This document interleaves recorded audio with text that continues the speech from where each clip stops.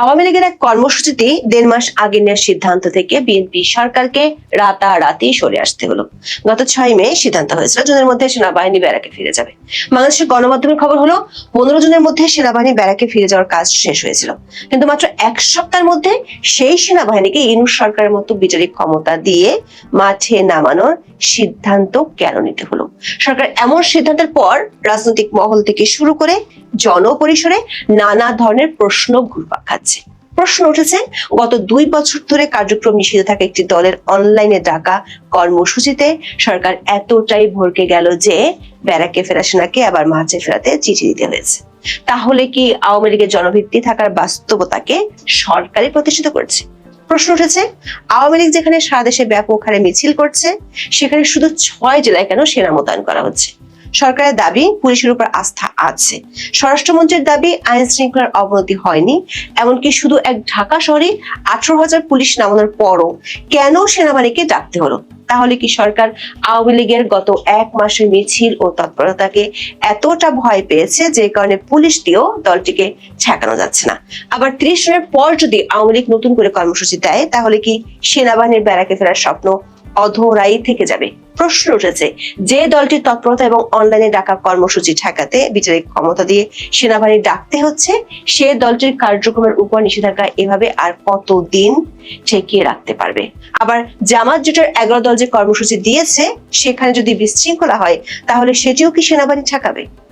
আওয়ামী লীগের ৭৭তম প্রতিষ্ঠাবার্ষিকী ২৩ জুন মঙ্গলবার। ২০২৫ সালের ১০ মে অধ্যাপক মোহাম্মদ ইউনূসের নেতৃত্বাধীন অন্তর্বর্তী সরকার উপদেষ্টা পরিষদের বৈঠকে আওয়ামী লীগের কার্যক্রম নিষিদ্ধ করার সিদ্ধান্ত হয়। এর জন্য পরদিন অন্তর্বর্তী সরকার সন্ত্রাস বিরোধী আইন সংশোধন করে নতুন বিধান যোগ করেছিল। বিএনপি সরকার গত ৮ এপ্রিল জাতীয় সংসদে সেই সংশোধিত অধ্যাদেশটি আইন হিসেবে পাশ করে, ফলে আওয়ামী লীগের কার্যক্রম নিষিদ্ধই থাকে। এর মধ্যে ১ মাস আগে বাংলাদেশের সাবেক প্রধানমন্ত্রী ও আওয়ামী লীগ সভানেত্রী শেখ হাসিনা মৃত্যুদণ্ডাদেশ মাথায় নিয়েও দেশে ফেরার ঘোষণা দেওয়ার পর থেকে পরিস্থিতি পাল্টে গেছে। পুলিশের ব্যাপক ধরপাকড়ের মাঝেও দলটির নেতা কর্মীরা প্রতিদিনই মিছিল ও শোডাউন করে যাচ্ছে। পুলিশের একাধিক প্রতিবেদনে বলা হয়েছে, আওয়ামী লীগ ও অঙ্গ সংগঠনগুলোর মিছিলের সংখ্যা লাগামহীনভাবে বাড়ছে, আবার এই সব মিছিলে জনসমাগম এবং সমর্থন বাড়ছে। এমন পরিস্থিতিতে ২৩ জুন প্রতিষ্ঠাবার্ষিকীকে সামনে রেখে দলটি ব্যাপক শোডাউন করতে পারে এবং শোডাউনকে ঘিরে নাশকতা হতে পারে এমন আশঙ্কার কথা পুলিশ সদর দপ্তরের প্রতিবেদনে উঠে আসছে। স্বরাষ্ট্র মন্ত্রণালয়ের সূত্রগুলো বলছে, প্রাথমিকভাবে পুলিশের ধারণা ছিল পুলিশের টহল অভিযান এবং গণগ্রেপ্তার বাড়লে দলটির নেতাকর্মীরা ভরকে যাবে এবং তারা মাঠে নামবে না। সে লক্ষ্যে পুলিশ গত ১ সপ্তাহ ধরে সাঁড়াশি অভিযান চালিয়ে ব্যাপক গ্রেপ্তারও করেছে। রাজধানী সহ বেশিরভাগ সিটি কর্পোরেশন এলাকায় আওয়ামী লীগের কার্যালয়গুলো পুলিশ দিয়ে ঘেরাও করে রাখা হয়েছে। ২১ জুন ঢাকা মহানগর পুলিশের পক্ষ থেকে বিজ্ঞপ্তি দিয়ে পুলিশের তৎপরতার কথাও জানানো হয়েছিল। ডিএমপির বিজ্ঞপ্তিতে দাবি করা হয়েছিল, বিশেষ এই দিন উপলক্ষে রাজধানী জুড়ে ২০০টির বেশি কৌশলগত স্থানে পুলিশের বিশেষ তল্লাশি চৌকি বসানো হবে। নিরাপত্তা নিশ্চিত করতে ডিএমপির ১৮,০০০-এর বেশি অফিসার ও ফোর্স দায়িত্ব পালন করবে।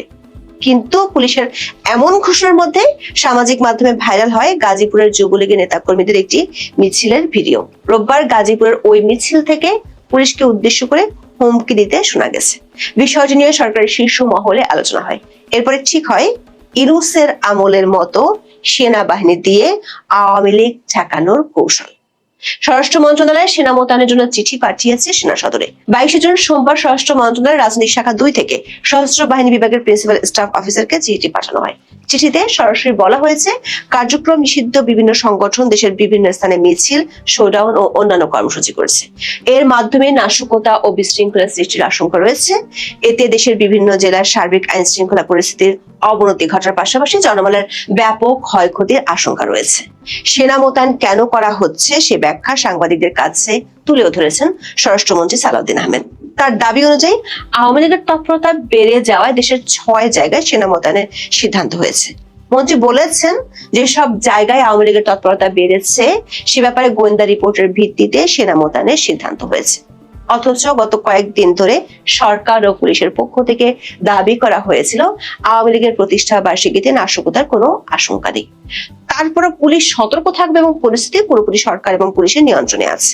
দেখা যাচ্ছে আওয়ামী লীগের বর্ষপূর্তি কর্মসূচির মাত্র একদিন আগেই সরকার সেনা সদরকে চিঠি দিয়ে বলছে, আওয়ামী লীগ ঠেকাতে সেনা মোতায়েন করতে হবে, তাও আবার একদিনের জন্য নয়, পুরো 9 দিনের জন্য মোতায়েনের সিদ্ধান্ত নিয়েছে বাংলাদেশের স্বরাষ্ট্র মন্ত্রণালয়। আওয়ামী লীগ তাদের বর্ষপূর্তি উপলক্ষে 30 জুন পর্যন্ত কর্মসূচি ঘোষণা করেছিল। সে অর্থে আওয়ামী লীগের কর্মসূচি শেষ না হওয়া পর্যন্ত সরকার সেনাবাহিনীকে মাঠে রাখতে চায়। স্বরাষ্ট্র মন্ত্রণালয়ের চিঠিতে বলা হয়েছে, ঢাকা, চট্টগ্রাম ও গাজীপুর মহানগর, নারায়ণগঞ্জ, গোপালগঞ্জ ও ফরিদপুর জেলায় শান্তি শৃঙ্খলা রক্ষা, জননিরাপত্তা নিশ্চিত করা এবং জনগণের জানমালের সুরক্ষায় 9 দিনের জন্য প্রয়োজনীয় সংখ্যক সেনা মোতায়েনের জন্য অনুরোধ করা হয়। 22 থেকে 30 June in aid two civil পাওয়ার হিসেবে সেনা সদস্যরা কাজ করবেন বলে চিঠিতে উল্লেখ করা হয়েছে, যার অর্থ হলো শুধু সেনা সদস্য নিয়োগই করা হচ্ছে না, সাথে তাদের ম্যাজিস্ট্রেসি ক্ষমতাও দেওয়া হচ্ছে। সরকার এমন সিদ্ধান্তের পর রাজনৈতিক মহল থেকে শুরু করে জনমনে নানান প্রশ্ন দেখা দিয়েছে। প্রথমত, ত্রয়োদশ জাতীয় সংসদ নির্বাচনের পরে বাংলাদেশের সেনাপ্রধান জেনারেল ওয়াকারুজ্জামান বলেছিলেন সেনাবাহিনী ব্যারাকে ফিরে যাবে। এমনকি তিনি বিগত অন্তর্বর্তী সরকারের আমলে বেশ কয়েকবার বলেছিলেন সেনাবাহিনীর কাজ হলো সীমান্তে আর যুদ্ধক্ষেত্রে, সেজন্য তাদের নিয়মিত প্রস্তুতি নিতে হয়। কিন্তু অন্তর্বর্তী সরকার আমলে সিভিল প্রশাসনকে সহায়তা করার জন্য ব্যাপক হারে সেনা মোতায়েন করায় বাহিনীর আসল কাজে ব্যাঘাত করছে। সবশেষ গত 6 মে দৈনিক প্রথম আলো সহ একাধিক সংবাদ মাধ্যমে প্রকাশিত খবরে বলা হয়েছে, মাঠ পর্যায় থেকে সেনাবাহিনীর সব সদস্যকে চূড়ান্ত প্রত্যাহার করতে বিভিন্ন সময় স্বরাষ্ট্র মন্ত্রণালয় অনুরোধ জানিয়েছিল প্রতিরক্ষা মন্ত্রণালয়।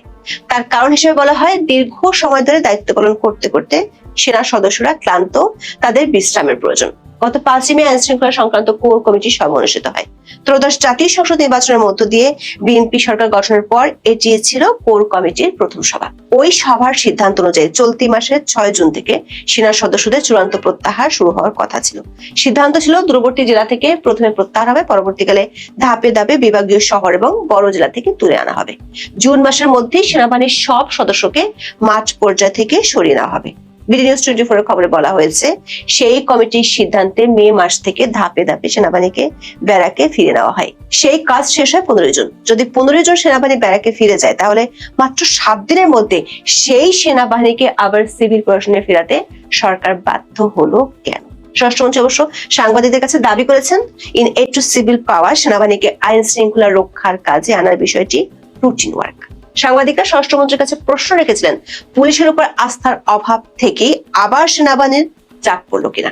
সেই প্রশ্নে মন্ত্রী পাল্টা প্রশ্ন করেছেন, এখানে আস্থাহীনতার প্রশ্ন আসে কেন? আইন শৃঙ্খলা পরিস্থিতির অবনতির কারণে সরকার সেনা মোতায়েনের সিদ্ধান্ত নিল কি না প্রশ্ন করলে স্বরাষ্ট্রমন্ত্রী বলেন, আইন শৃঙ্খলা পরিস্থিতির অবনতি হয়নি, তবে তাদের সব সময় সতর্ক থাকতে হয়। প্রশ্ন হলো, যদি পুলিশের উপর আস্থা থাকে, আবার আইন শৃঙ্খলা পরিস্থিতির অবনতি না হয়, শুধু এক ঢাকা শহরে 18,000 পুলিশ নামানোর পরও কেন সেনাবাহিনীকে ব্যারাকে ফেরানোর মাত্র 7 দিনের মধ্যে আবার ডাকতে হচ্ছে? তাহলে কি সরকার আওয়ামী লীগের গত 1 মাসের মিছিল ও তৎপরতাকে এতটা ভয় পেয়েছে যে কারণে পুলিশ দিয়েও দলটিকে ঠেকানো যাচ্ছে না? প্রশ্ন উঠেছে, যে দলটির তৎপরতা এবং অনলাইনে রাখা কর্মসূচি ঠেকাতে বিচারিক ক্ষমতা দিয়ে সেনাবাহিনী ডাকতে হচ্ছে, সে দলটির কার্যক্রমের উপর নিষেধাজ্ঞা কতদিন ঠেকিয়ে রাখতে পারবে? সরকার শুধু সেনাবাহিনীকে ডাকছেই না, সাথে বিচারিক ক্ষমতাও দিয়ে মাঠে নামাচ্ছে। ইউনূস সরকার ত্রয়োদশ জাতীয় সংসদ নির্বাচন পর্যন্ত 8 দফায় সেনাবাহিনী ম্যাজিস্ট্রেসি ক্ষমতার মেয়াদ বাড়িয়েছিল। সরকারের চাকরিতে কোটা সংস্কারের দাবিতে আন্দোলন থেকে পরিস্থিতি সহিংস হয়ে উঠলে 2024 সালের 19 জুলাই কারফিউ জারি করে সেনা নামিয়েছিল তৎকালীন আওয়ামী লীগ সরকার। কিন্তু আওয়ামী লীগের পতনের পর ইউনূস সরকার কখনোই সেনাবাহিনী ব্যারাকে ফেরার অনুমতি দেয়নি, বরং অন্তর্বর্তী সরকার ওই বছরের 17 সেপ্টেম্বর সেনাবাহিনীকে বিচারিক ক্ষমতা দেয়। সবশেষ মেয়াদ বাড়ানো হয়েছিল গত বছরের 11 নভেম্বর। ওই দিন জনপ্রশাসন মন্ত্রণালয় থেকে পাঠানো বিজ্ঞপ্তিতে বলা হয়েছিল, সেনা, নৌ ও বিমান বাহিনীর কর্মকর্তাদের ম্যাজিস্ট্রেসি ক্ষমতা 12 নভেম্বর থেকে 2026 সালের 28 ফেব্রুয়ারি পর্যন্ত বাড়িয়েছিল সরকার। তারপর থেকে সেনাবাহিনী মাঠে থাকলেও বিচারিক ক্ষমতা ছিল না। ফৌজদারি কার্যবিধির 17টি ধারা অনুযায়ী সেনা কর্মকর্তারা ম্যাজিস্ট্রেটের ক্ষমতা প্রয়োগ করতে পারবেন। এসব ধারায় গ্রেফতার ও গ্রেফতার আদেশ, গ্রেফতারি পরোয়ানা কার্যকর করা, তল্লাশি পরোয়ানা জারি, অসদাচরণ ও ছোটখাটো অপরাধের জন্য মুচলেকা আদায়, মুচলেকা থেকে অব্যাহতি, বেআইনি সমাবেশ ছত্রভঙ্গ করার ক্ষমতা পাবেন বিশেষ নির্বাহী ম্যাজিস্ট্রেটরা। ফৌজদারি কার্যবিধির যে 17 নম্বর ধারায় সেনা কর্মকর্তাদেরকে বিশেষ নির্বাহী ম্যাজিস্ট্রেটের এই ক্ষমতা দেওয়া হয়েছে, সেখানে এসব নির্বাহী হাকিমরা জেলা ম্যাজিস্ট্রেট অর্থাৎ জেলা প্রশাসকের অধীনে থাকার কথা বলা আছে। প্রশ্ন উঠেছে, সরকার কেন শুধু 6 জেলার জন্য সেনাবাহিনীকে ব্যারাকে থেকে ডেকে আনছে? বাকি 58 জেলার তাহলে কি হবে? ভৌগোলিক অবস্থানের দিক থেকে দেখা যাচ্ছে ঢাকা ও ঢাকার আশেপাশের জেলাগুলোতে সেনা মোতায়েনের সিদ্ধান্ত নিয়েছে সরকার। আবার 30 জুনের পর আওয়ামী লীগ যদি নতুন করে কর্মসূচি দেয় তাহলে তখন সরকার কি করবে? আওয়ামী লীগের একাধিক সূত্র বলছে আগস্ট মাসকে কেন্দ্র করে বড় আকারে কর্মসূচি নিয়ে হাজির হতে চায় দলটি। যদি তাই হয় তাহলে কতদিন সেনা মোতায়েন করে পরিস্থিতি নিয়ন্ত্রণে রাখবে সরকার? আবার মাঠে আওয়ামী লীগের নিয়ন্ত্রণে সিভিল পাওয়ার যে যথেষ্ট নয় সেটি সহজ স্বীকারোক্তি হলো হঠাৎ করে সেনা মোতায়েন। এটা সরকারের চিঠিতে এক অর্থে স্বীকারও করে নেওয়া হয়েছে। সেক্ষেত্রে 30 জুনের মধ্যে আওয়ামী লীগকে কি নির্মূল করা যাবে? যদি না করা যায় তাহলে কি বছরের পর বছর ধরে এই ট্রু সিভিল পাওয়ারের বন্দোবস্ত বহাল রাখতে হবে? আবার সেনাপ্রধান গত 2 বছর ধরে ব্যারাকে ফিরে যাওয়ার যে তাগাদা দিয়েছিলেন সেটির কি হবে? সংশ্লিষ্ট সূত্রগুলো বলছে ইউনূস আমলে 206টি সেনা ক্যাম্প ছিল সারা দেশে। নতুন করে কয়েকটি সেনা ক্যাম্প স্থাপন করা হবে? নতুন করে ট্রু সিভিল পাওয়ার পর কি সেনাপ্রধানের সেই চাওয়ার মৃত্যু ঘটলো? চলতি বছরের 21শে মে কুমিল্লা সেনানিবাসের এক অনুষ্ঠানে জেনারেল ওয়াকারুজ্জামান বলেছিলেন, দেশের প্রয়োজনে মাঠে দায়িত্ব পালন শেষে সেনা সদস্যরা ব্যারাকে ফিরে যাচ্ছে। এদিকে সরকারের স্বরাষ্ট্র মন্ত্রণালয় থেকে সশস্ত্র বাহিনী বিভাগের প্রিন্সিপাল স্টাফ অফিসারকে চিঠি দেওয়া হলেও সেনাবাহিনী এর প্রেক্ষিতে কি সিদ্ধান্ত নিয়েছে সেটি জানানো হয়নি। কারণ এর আগে ইউনূসের আমলে সেনা মোতায়েনের ব্যাপারে আইএসপিআর এর পক্ষ থেকে জানানো হতো, কিন্তু এবার এখনো পর্যন্ত আইএসপিআর এর পক্ষ থেকে কিছুই জানানো হয়নি। সেনাবাহিনীর একটি সূত্র বলছে বাহিনীটি রাজনৈতিক প্রতিপক্ষ মোকাবেলার হাতিয়ার হিসেবে ব্যবহৃত হতে চায় না। বিশেষ করে ইউনূসের আমলে গোপালগঞ্জে ইউনূসের মিত্র এনসিপি নেতাদের বাঁচাতে গিয়ে নিরীহ মানুষের উপর গুলি চালানোর ঘটনায় ব্যাপক সমালোচনার শিকার হয়েছিল। আবার ঢাকায় জাতীয় পার্টির অফিস ভাঙচুরের ঘটনায় গণ অধিকার পরিষদের নেতাদের উপর লাঠিচার্জের ঘটনায় সমালোচিত হয়েছিল। কিন্তু নির্বাচিত সরকারের নতুন সিদ্ধান্তে সেনাবাহিনী কি করবে? আওয়ামী লীগের তৎপরতা ঠেকাতে সেনাবাহিনীকে আবার কত দিন, কত মাস কিংবা কত বছরের জন্য সিভিল প্রশাসনে থাকতে হবে? বাংলাদেশে আওয়ামী লীগ নাই, কিন্তু আপনি থাকবেন তো সালাউদ্দিন সাহেব? একবার তো চলে গিয়েছিলেন 17 বছরের জন্য। কোথায় গিয়েছিলেন সেটা তো আমরা জানি না। এটার দোষ আওয়ামী লীগের উপর দিয়েছেন। এখন তো আপনি স্বরাষ্ট্রমন্ত্রী, তদন্ত করে জাতির সামনে প্রমাণ করে দিন যে আওয়ামী লীগ আপনাকে গুম করেছিল। আবার রয়ের কথা বললে হয়, রয়ের বিরুদ্ধে বলুন। বাংলাদেশে তো মনে হয় যে 18 কোটি মানুষই না 20 কোটি। সালাউদ্দিন সাহেব, নিজের কথাটা একটু ভাবুন। এই যে আপনি 17 বছর গুম থাকা অবস্থায়, হ্যাঁ, আপনার 4টি গাড়ি, 4টি ড্রাইভার আছে, তার সাথে সমানুপাতিক হারে আপনার কত বাড়ি আছে, কত জমি আছে, কত মিল কারখানা ইন্ডাস্ট্রি আছে, কত হাজার কোটি টাকা আছে, সেটা কি আমরা অনুমান করতে পারি না? এই যে একটা ছেলে বিশ্ববিদ্যালয়ে পড়ার সময় 1.5টা শার্ট, একজোড়া ছেঁড়া স্যান্ডেল, গেঞ্জি নাই, আন্ডারওয়্যার নাই, হলে থাকে, পকেটে টাকা নাই, মাস্তানি করে ক্যান্টিনে বাকি খেতে হয়, পয়সা না দিয়ে খেতে হয়। তারপরে 6 বছর 7 বছর সরকারি চাকরি করে একজন প্রধানমন্ত্রীর এপিএস হিসাবে চাকরি ছেড়ে দিয়ে এপিএস গিরি করে রাজনীতিতে ঢুকে গ্রামের একটা মৌলবী ছেলে এই যে 1000 কোটি টাকার মালিক হয় সালাউদ্দিন সাহেব, কিভাবে হলেন? আজকে যদি এই দেশটা পাকিস্তান থাকতো, আপনি কি এত 1000 কোটি টাকার মালিক হতে পারতেন? আপনার যে বিত্ত বৈভব, সেটা কি আপনি অর্জন করতে পারতেন? হ্যাঁ, হয়তো পারতেন, আপনি সিএসপি হতেন বা ইত্যাদি হতেন, কিন্তু আপনাকে তো এই যে পাকিস্তানের হাই কমিশনার ইমরান আছে, ইমরানের সাথে আপনাকে প্রতিযোগিতা করতে হতো। ইমরান তো জমিদারের ছেলে, আপনি তো একজন সাধারণ মৌলবীর ছেলে। কত কঠিন হতো না সালাউদ্দিন সাহেব? এই যে এত শান শওকতের মালিক হয়েছে না, আসলে আপনাকে লজ্জা দেওয়ার আমার উদ্দেশ্য নাই। এরকম 1000 কোটি টাকার মালিক তো দুই তরফে হয়েছে, বিএনপি, আওয়ামী লীগ, জামাত সবাই হয়েছে। এটার জন্য আমি অবশ্যই মুক্তিযুদ্ধের পক্ষে শক্তিকে ভর্ৎসনা করব, কিন্তু তারা তো তাদের বাপের দেশ, এটা শেখ মুজিবের দেশ, সেভাবে হয়েছে। আপনার পক্ষে সাফাইটা কি সালাউদ্দিন সাহেব? কোথায় পেলেন এই দেশটা? আওয়ামী লীগ যদি 1949 সাল থেকে মুক্তিযুদ্ধের সংগ্রাম, স্বাধীনতা যুদ্ধের সংগ্রাম, স্বাধীনতার সংগ্রাম শুরু না করত, শেখ মুজিবুর রহমান নামে একজন বাঙালি যদি বছরের পর বছর আন্দোলন, গণ আন্দোলন, গণসংযোগ, জেল খাটা এগুলা না করত, যদি আওয়ামী লীগের লোকজন 69-এর গণ অভ্যুত্থান না করত, যদি আইয়ুব খানের পতন না হতো, যদি 1971 সালের মুক্তিযুদ্ধ শুরু না হতো, মুক্তিযুদ্ধ যদি না হতো, সালাউদ্দিন সাহেব বুকে হাত দিয়ে বলুন তো, আপনি আজকে যে বিত্ত বৈভবের মালিক, আপনি যে স্বরাষ্ট্রমন্ত্রী হিসাবে একটা দেশের আপনি দ্বিতীয় প্রধান হয়ে গেলেন বাংলাদেশের, আওয়ামী লীগ না থাকলে, আওয়ামী লীগ এই জিনিসটা তৈরি না করলে আপনার পক্ষে কত কঠিন হতো না আজকে আপনি যে বৈভবের মালিক সেটা হতে। আপনি বলবেন জিয়াউর রহমান করেছে, জিয়াউর রহমান তো এসছেন 71 সাল থেকে, তার আগে তো তিনি চাকরি করতেন। যখন শেখ মুজিবুর রহমান মাথার ঘাম পায়ে ফেলছে, গ্রামে গ্রামে হেঁটে বেড়াচ্ছে, পাকিস্তানিরা জেলে নিচ্ছে, জেল থেকে ছাড়ছে, পরিবারের সাথে দেখা নাই, পিতামাতার সাথে দেখা নাই, সেই ব্যক্তির দল তো আওয়ামী লীগ। সেটা এখন দেশে নাই, আপনি কত আনন্দে আছেন, তাই না সালাউদ্দিন সাহেব? একবার ভাবুন তো, এই যে আওয়ামী লীগ না থাকলে আপনার অস্তিত্ব কোথায় থাকতো? আপনার মতো, এই যে আপনি কি মনে করেন যে আপনার মতো বাংলাদেশে শত শত এরকম ব্যক্তি উপযুক্ত আছে না, ঢাকা বিশ্ববিদ্যালয়ে আইনশাস্ত্র পড়েছে, কিংবা আপনার এরকম সরকারি চাকরি পেয়েছে, ম্যাজিস্ট্রেট হয়েছে প্রশাসন ক্যাডারে? এরা কতজনের এই তরক্কি হাসিল হয়েছে যে 17 বছর গুম থাকা অবস্থায়, সেই গুমেরও আপনি এখন তো জানাতে পারেন। এটা নিয়ে অবশ্য অনেক কথা আছে, সেদিকে গেলাম না। তারপরে এসে ঘোষণা দিতে পারে যে আমি গরিব না, আমার 4টা ড্রাইভার, 4টা গাড়ি আছে। সালাউদ্দিন সাহেব, এগুলো তো সব আওয়ামী লীগ করে দিয়েছে। আওয়ামী লীগ এই দেশের জন্ম দিয়েছে বিধায় আপনি আজকে সালাউদ্দিন সাহেব হয়ে গেছেন। হ্যাঁ, আপনি আপনার নেতাকে রক্ষা করছেন, আপনি আপনার প্রধানমন্ত্রীকে রক্ষা করছেন। বাংলাদেশে এর আগে কখনো কোনো নেতাকে এইভাবে আপনি যেভাবে রক্ষা করছেন সেভাবে রক্ষা করতে আমি কাউকে দেখিনি। আপনাকে সেজন্য প্রশংসা করি, কিন্তু কথাবার্তা একটু সামলে বলবেন না? কথাবার্তা তো একটু সামলে বলবেন।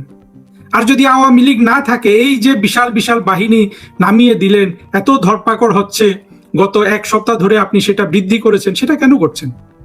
আওয়ামী লীগ কি ঘোষণা দিয়েছে যে তাদের প্রতিষ্ঠাবার্ষিকী উপলক্ষে বিএনপি সরকারের পতনের ডাক দিয়েছে? দেয় তো নাই। তাহলে অত্যাচার নির্যাতন কেন করছেন? সেটা কবে শুরু করেছেন? এগুলো মনে আছে আপনার? সে তো আপনারা 5 আগস্ট থেকে হত্যা খুন যখন শুরু করেছেন। তাজ হাসমিরা যখন ডাক দিয়েছিল যে নেপোলিয়নের তরবারি নিয়ে ইউনুস এগিয়ে যাও, তখন তো বিএনপির লোকজন সব হত্যাকাণ্ড ঘটিয়েছে। জামাত তো চালাক, কিছু বলে নাই। আপনাদের নেতারাই কিন্তু দম্ভ ভরে বলেছে যে আমরা পুলিশ মেরেছি, বলেছে না বিএনপির নেতারা? বিএনপির নেতারাই তো আওয়ামী লীগকে সবচেয়ে মেরেছে বেশি। এই যে এত যে মারলেন, এখন পর্যন্ত মেরে যাচ্ছেন, মেরে কি শেষ করতে পেরেছেন? আপনি জানেন শেষ করতে পেরেছেন কি পারেননি। তারপরেও এত অহংকার। বাংলাদেশে আওয়ামী লীগ নাই। সালাউদ্দিন সাহেব পুলিশ মন্ত্রী হয়েছেন, তো পুলিশ হত্যার বিচার করেছেন? আপনার কি বাংলাদেশে আসলেই থাকার ইচ্ছা আছে? দেখুন সালাউদ্দিন সাহেব, একটা কথা বলি, আপনি কিন্তু পুলিশ মন্ত্রী। পুলিশ মন্ত্রী সবার আগে বলবে আমি পুলিশ হত্যার বিচার করব। আপনি আন্তরিক না হন, বিচার না করুন, অন্যরা বলবে যে পুলিশ এই করেছে ওই করেছে, তাদের হত্যার বিচার করা যাবে না। আপনি কিন্তু পুলিশ মন্ত্রী হয়ে বলেছেন যে পুলিশ হত্যার বিচার হবে না। কেমন পুলিশ মন্ত্রী আপনি? কোন পুলিশ মন্ত্রী তার যদি বাংলাদেশে থাকার ইচ্ছা থাকে, সে কিন্তু এটা বলবে না। সে মিছামিছি হলেও বলবে যে আমি পুলিশ হত্যার বিচার করবো। আপনি কিন্তু তাও বলেন নাই। তার মানে হলো যে আপনার মাথায় কিন্তু বাংলাদেশে থাকার চিন্তা নাই। আর যার এত টাকা আছে সে বাংলাদেশে কেন, পৃথিবীর যে কোনো জায়গায় চলে যেতে পারে বর্তমান পৃথিবীতে। আর এই যে আপনি এত টাকা পয়সার মালিক হলেন, আপনি আপনার নেতা জিয়াউর রহমান যে ভাঙ্গা সুটকেস রেখে গেল, সৎ ছিলেন, সেটার দাবি মেনে নিলাম। এই যে আপনি যে এত টাকার মালিক হলেন, জিয়াউর রহমান সাহেব যদি এটা শুনে, উনি বিষ খেতেন না? যদি উনি সত্যি সত্যি ওই ধরনের একজন সৎ মানুষ হয়ে থাকেন। আপনাদের আসলে সালাউদ্দিন সাহেব এই কথাগুলো স্মরণ করিয়ে দিতে চাই না, লজ্জাও দিতে চাই না, সুনাম করতে চাই। আপনি আপনার নেতাকে যেভাবে রক্ষা করছেন সেগুলো সুনাম করতে চাই। একটা কিছু ভালো কাজ করুন, আওয়ামী লীগ নিয়ে আপনাকে দুশ্চিন্তা করতে হবে না। মুখে একটু লাগাম দিন। আর আপনাদের অস্তিত্বের এই যে ক্ষুদ্রতা, আপনাদের উপস্থিতির, আপনাদের ভিত্তির যে দুর্বলতা, সেগুলো স্মরণ করিয়ে দেওয়ার জন্য কেন এই ধরনের কথাবার্তা বলেন সালাউদ্দিন সাহেব?